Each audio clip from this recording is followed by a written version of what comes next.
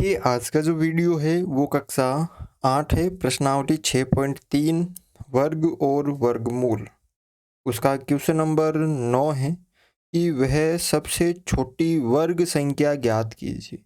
आपको सबसे छोटी वर्ग संख्या ज्ञात करनी है जो 4, 9 और 10 प्रत्येक से विभाजित हो जाए। आपको एक सबसे छोटी वर्ग संख्या, अब वर्ग संख्या क्या होती है मैं आपको बता देता हूँ। यानी जैसे 25 क्या है, वर्ग संख्या है, क्योंकि 25 का वर्गमूल होता है 5। 25 का वर्गमूल होता है 5। 25 क्या है, वर्ग संख्या। इसी तरह 100 भी क्या है, वर्ग संख्या है। 625 भी क्या है, वर्ग संख्या है, क्योंकि इन सब का वर्गमूल होता है। या किसी ऐसी संख्या से गुणा होता है, स्वयं से गुणा होता है, तब जाके ये प्राप्त होती है।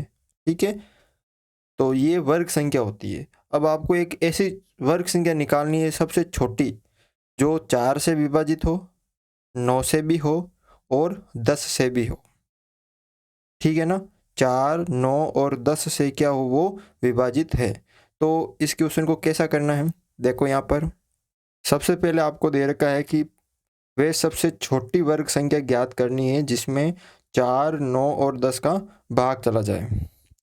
ठीक है, तो आपको क्या करना है, सबसे पहले 4, 9 और 10 का लसाअ निकालना है। तो पहले तो हम ये लाइन लिख लेते हैं। तो हमने यहाँ पे ये लाइन लिख ली है कि प्रश्नानुसार वह सबसे छोटी वर्ग संख्या ज्ञात करनी है जिसमें 4, 9 और 10 का भाग जाएगा। तो इसके लिए क्या करना पड़ेगा, आपको 4, 9 और 10 का लसाअ निकालना होगा। क्या निकालना पड़ेगा आपको, लसाअ।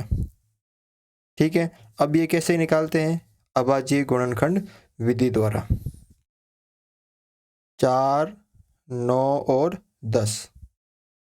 ठीक है, 2 का भाग दिया, 4 में 2 बार, 9 में नहीं जा रहा है, 10 में 5 बार। फिर वापस 2 का भाग दिया, 2 में 1 बार, 9 में नहीं जा रहा है, 5 में नहीं जा रहा है। फिर 3 का भाग दिया, 1 बार, 9 में 3 बार, 5 में नहीं जा रहा है। फिर वापस 3 का भाग दिया, 1 बार, 1 बार और 5 बार। फिर 5 का भाग दिया, 1, 1 और 1।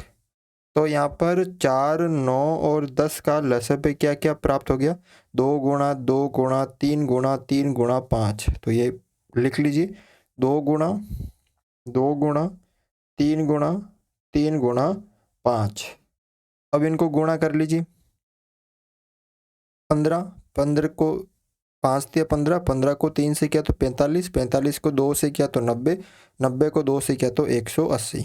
यानी 4, 9 और 10 का जो लसाअ है वो आपको 180 प्राप्त हो गया। ठीक है, अब 180 का जो अभाज्य गुणनखंड है, यानी ये 180 के ही अभाज्य गुणनखंड है। ये जो आपको दे रखे हैं वो किसके गुणनखंड है, 180 के ही गुणनखंड है। देख सकते हो 180 के अभाज्य गुणनखंड क्या क्या है, 2 गुणा 2 गुणा 3 गुणा 3 गुणा 5। ये 180 के अभाज्य गुणनखंड है। अब 180 पूर्ण वर्ग नहीं है, क्योंकि इसमें 2 का भाग तो जाएगा। देखो ये 3 ये जा रहा है, 10 का नहीं जाएगा। ठीक है ना, 10 का जाएगा इसके अंदर, और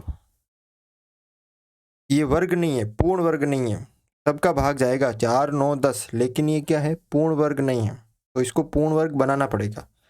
तो पूर्ण वर्ग का मतलब इसका वर्गमूल नहीं निकाल सकते हैं। ठीक है ना, तो क्योंकि यहाँ पे जोड़े नहीं बन रहे, ये देखो, तो किसका जोड़ा नहीं बन रहा है, 5 का। किसका नहीं बन रहा है, 5 का। तो ये एक पूर्ण वर्ग नहीं है। तो पूर्ण वर्ग करने के लिए हम क्या करेंगे, इसको एक 5 से क्या कर देंगे, गुणा कर देंगे। क्या कर देंगे, गुणा। तो यहाँ पर आपको कुछ लाइनें लिखनी है, जो मैं लिख लेता हूँ। तो आपको यहाँ पे ये लिखना है कि यहाँ हम देखते हैं यहाँ पर कि 5 के युग्म नहीं है, 5 के जोड़े नहीं हैं, अतः 180 एक पूर्ण वर्ग नहीं है। पूर्ण वर्ग संख्या प्राप्त करने के लिए 180 के प्रत्येक गुणनखंड युग्म में होने चाहिए। 180 के प्रत्येक गुणनखंड युग्म यानी जोड़े में होने चाहिए, लेकिन 2 है, 3 है, लेकिन 5 नहीं है। अतः हमें 5 का जोड़ा बनाने की आवश्यकता होगी। अब 5 का जोड़ा कैसे बनाएंगे कि इसको हम एक 5 से गुणा करेंगे, इसलिए 180 को 5 से गुणा करना होगा। तो जैसे हम अतः वर्ग संख्या क्या प्राप्त हो जाएगी आपको, 180 को जैसे हम 5 से गुणा करेंगे तो 900। ये क्या होगी, वे सबसे छोटी पूर्ण वर्ग संख्या होगी। अगला देखो यहाँ पे 10वां क्वेश्चन, वह सबसे छोटी वर्ग संख्या ज्ञात कीजिए जो प्रत्येक 8, 15 और 25 से विभाजित हो जाए। तो सेम क्वेश्चन है, तो सबसे पहले हम लिख लेते हैं। तो हमने यहाँ पे लिख लिया कि प्रश्नानुसार वह सबसे छोटी वर्ग संख्या ज्ञात करनी है जिसमें 8, 15 और 20 का भाग जाएगा। तो आपको क्या करना है, 8, 15 और 20 का लसप निकालना है। क्या निकालना है, लसप। तो 8, 15 और 20 का लसप कैसे निकालते हैं हम, अभाज्य गुणनखंड विधि द्वारा। 2 का भाग दिया 4 बार, फिर 15 में नहीं जाता है, 20 में 10 बार, फिर 2 का भाग दिया 2 बार, 15 में नहीं जाएगा, और 10 में 5 बार, फिर 2 का भाग दिया 1 बार, 15 में नहीं जाएगा और 5 में भी नहीं जाएगा, फिर 3 का भाग दिया 1 बार, इसमें 1 का 1 और 15 में गया 5 बार और 5 में नहीं जाएगा, फिर 5 का भाग दिया 1 का 1, 5 एकम 5 और 5 एकम 5। तो 8, 15 और 20 का लसप है, यानी इन सबको गुणा कर लेंगे। 2 गुणा 2 गुणा 2 गुणा 3 गुणा 5 कितना हो जाएगा, 15 दूनी 30, 60 और 120, यानी 8, 15 और 20 का लसप कितना प्राप्त हो गया, 120। अब 120 का अभाज्य गुणनखंड, यानी यही है इसका अभाज्य गुणनखंड, ये वाला।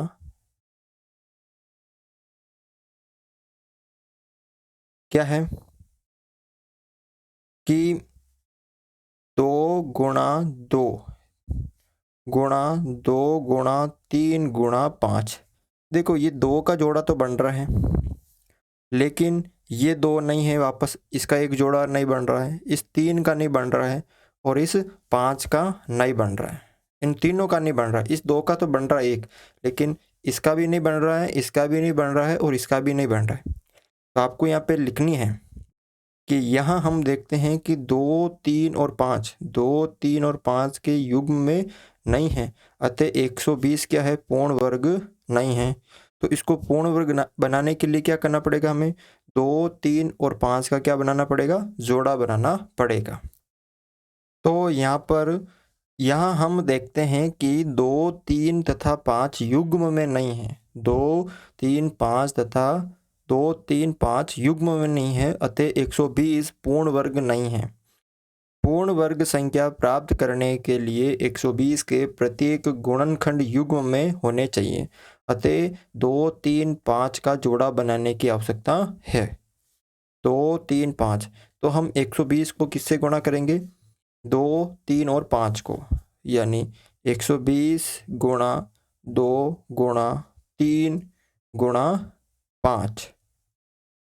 ठीक है, तो देखो 5 को 3 से किया तो 15, 15 दूना 30, यानी 120 इंटू 30, 12 36 और 2 0, यानी 3600 क्या हो जाएगी, सबसे छोटी पूर्ण वर्ग संख्या। तो इस तरह से आपको ये दोनों क्वेश्चन सरल करने हैं।